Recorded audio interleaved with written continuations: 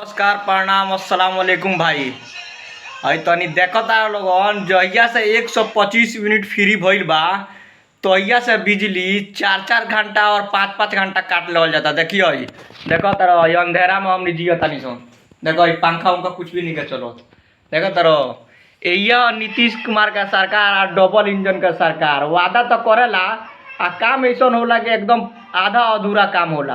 तो सोच सकता 125 मिनट का फायदा कब तक उठी आ कब तक उठावल जाई जब लाइट 4 4 घंटा 5 5 घंटा कटता। तो तारा लोगन की 125 मिनट का फायदा पब्लिक जनता कितना उठावता समझ सकता। देखो लाइट नहीं खे लगभग 5 घंटा से लाइट कटल बा आ सुबुगातो नहीं खे भुकभुकातो नहीं खे आ डबल इंजन का सरकार जैसे बानू धुक धुक धुक करके चलता। यही तरह लाइटियो भी आवता भुकभुकातो नहीं है आ 5 घंटा से लाइट कट गई। आप समझता लोगन 125 मिनट का फायदा पब्लिक कितना उठावता सोच सकता लोगन।